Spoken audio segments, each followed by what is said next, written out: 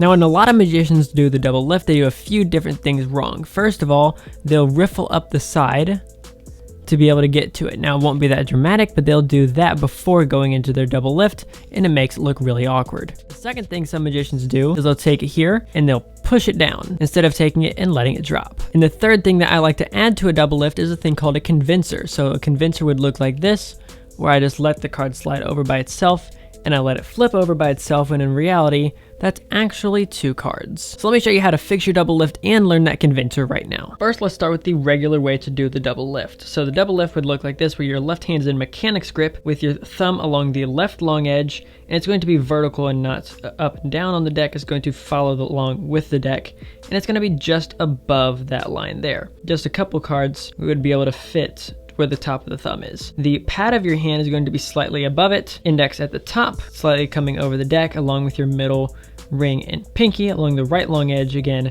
just a little bit above the deck line. Your right index finger is going to come between your ring and pinky, and your thumb is going to be beveling the cards over. That way you get this slight slant over here. It's not going to be completely squared up, but you're going to get this bevel like that. So once you've got this bevel in your left hand, you're going to come over between your ring and your pinky, and you're going to be doing this riffling motion. Won't be that extreme, obviously, but you'll be doing a riffling motion. Hopefully you can eventually get to a point to where instead of riffling all the way up the sides, you'll just take it here and you'll grab 2 on your first try. Now that does take a little bit of practice to be able to get to that point where you can just know what 2 cards feels like, but eventually you'll get the hang of it. Now once you're at the point where you've picked up 2 cards, this left long edge should be all the way packed in between your thumb and this pad of your hand. You're then going to contact both cards, not just with your thumb and index, but with your middle and ring as well, down here on this bottom right corner, and you'll slide this left long edge down the card. So once you've slid this down the card, you're then going to raise it up a little bit, and I'll explain why that is in a second, and then you're going to drop it. One of the main issues that I see with a lot of magicians is instead of dropping it, they push it down. And let's say I only use 1 card, which is going to look more natural? If I take a card and I drop it, or I take a card and I go like this, and I push it down every time. That does not look natural, so don't do it with 2 cards. So once you've picked it up, you're going to raise it up a little, and then let gravity take both cards. If you're worried about the cards separating when you're dropping it, there's a couple of different things you can do. First of all, get a slightly used deck of cards. One that you've used for probably a week is going to work best, because a lot of the finish is still there, so a lot of the other stuff that you're going to do is still going to work great, but a little bit of the finish is rubbed off. That way the cards are still going to stick together. The other thing is the convincer that I talked to you about at the beginning of the video that I'll be explaining later. Now once you have dropped it down, there should be a little bit of the back design showing here at the bottom. That is purposeful, and I'll show you why. Because when you're going to take it and you're going to flip it back face down, what you don't want to do is to have to do that same move all over again. You might as well take it and do this to make your life easier. Currently, both of these cards here are underneath all 5 fingers and this pad of your hand.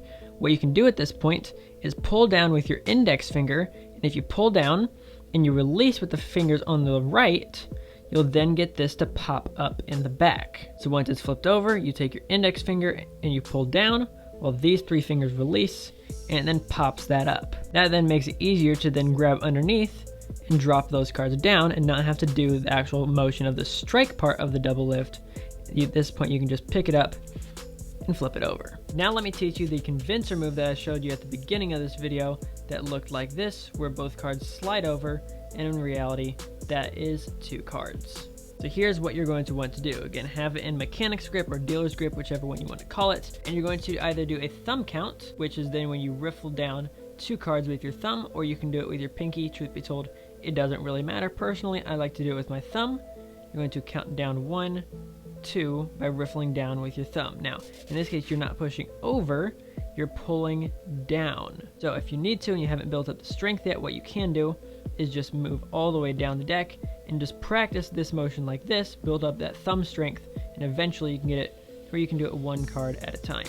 Once you've got it here, you're going to pull up with the thumb, so you have a little bit of a break there. It doesn't have to be that extreme, but again, this is just for the tutorial. And then you're going to move it where your ring and your pinky come up, that you now have it locked between your thumb and ring fingers. It should have a little bit of a break there.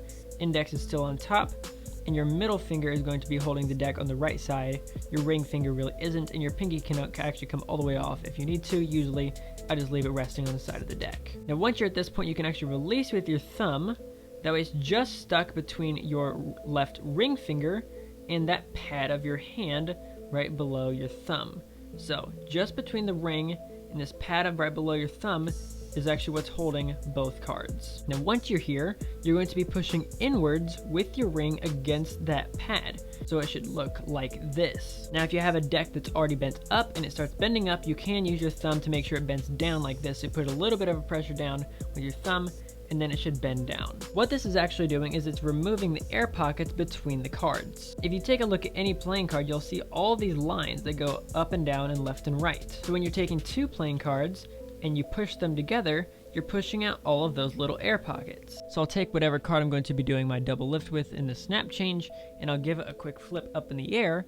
That right now you'll see it's actually two cards. It's the same concept. You can take it and you squeeze out those air pockets, so even though there's two cards here, when they flip up in the air, it's not going to make a difference. So let's get to that point again. Riffle down with your thumb, lift it up, convert it to your ring finger pushes in, middle finger on the side, ring underneath, release with your middle, and extend with your ring. Now what do you do once this is extended? Well, you can literally take these three fingers over here and just lift it up and flip it over, and the cards are all set and you're actually already in position to pull down with your index finger and do the second move that you did from the first part. Now if you need some fun things to do with the double lift, so once you've turned it over, now what do you do besides just burying it in the middle? One of my favorite things is color changes. Clearly there's a lot of different versions of color changes. I think I have an entire playlist of them. I've put out quite a few, and if you want to check out that entire playlist, you can check it out there.